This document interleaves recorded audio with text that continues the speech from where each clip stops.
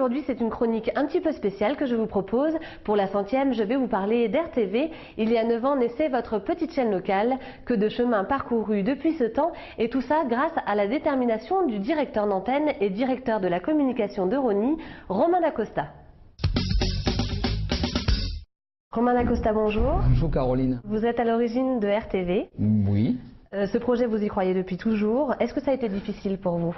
Non, parce que j'ai pas eu le temps de réfléchir. J'ai pas eu le temps de réfléchir. Quand Rony a été câblé et que les Ronyens pouvaient recevoir la télévision par un autre moyen que la fréquence hertzienne, le maire de Rony m'a demandé de voir ce que je pouvais faire. Et après, ça a été un défi? Ça a été, il fallait qu'en 3 mois, on voit sur le câble à Rony une mire d'abord, et puis une télévision infographique. Ça a été donc acheter un logiciel de mise en page, un micro-ordinateur et un boîtier de diffusion. Et le 31 décembre 1998, Rony Télévision Infographique était né. Et aujourd'hui, ça a évolué évidemment. Oui. Est-ce qu'il y a eu différentes étapes? Bien sûr, après l'infographie, parce que l'infographie c'est comme un magazine municipal. Il n'y a pas d'autorisation, il y a juste à informer le CSA qu'on utilise le canal qui est mis à leur disposition pour diffuser de l'infographie. On peut diffuser de la vidéo à titre très particulière. Par contre, dès qu'on décide d'utiliser la vidéo régulièrement, il faut demander une autorisation au CSA et il faut signer une convention. Cette convention a été signée entre le CSA et la ville de Rony-sous-Bois en juillet 2000. Et c'est là qu'est née Rony Télévision avec un statut donc de télévision locale de plein exercice. Ça veut dire qu'on est soumis grosso modo aux mêmes règles que la télévision nationale, c'est-à-dire le pluralisme, ne pas dans nos émissions atteindre à l'ordre public, aux bonnes mœurs, et garantir pas une égalité mais au moins un équilibre entre les différentes sources d'information, que ce soit politique, culturel ou même religieux. Donc depuis 2003, il y a un journal télévisé par jour. Alors, donc, quand on a lancé donc Rony Télévision en 2000, c'était plutôt une télévision, je dirais, album de famille. On se baladait de résidence de personnes âgées en club sportif et on faisait des petits sujets allant de 2 minutes à 15 minutes. Le tout faisait une boucle d'1 heure qu'on diffusait pendant une semaine. Petit à petit, cette méthode a atteint, je dirais, un peu... a atteint ses limites parce que les Ronyens, plus on leur en donnait, mais plus ils en voulaient. Donc ils voulaient une vraie télévision et on n'avait pas les moyens donc de leur donner cette télé. Donc on a failli s'arrêter en juin 2002.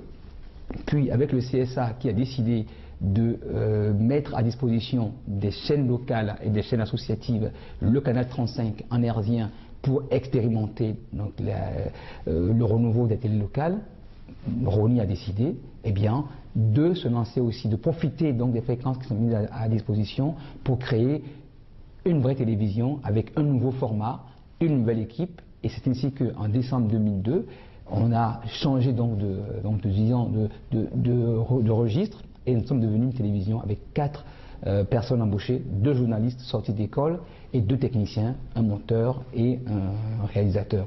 Voilà comment Rony Télévision, je dirais, une nouvelle formule, donc, a été lancée en décembre 2002, avec comme format un journal télévisé quotidien, donc la chaîne d'actualité de l'Est parisien.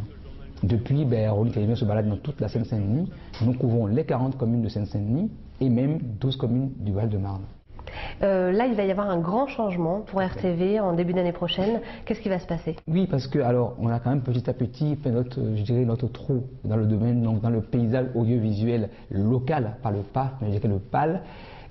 Nous avons donc fait notre trou et on s'est imposé vraiment comme la télévision d'information locale de l'Est parisien.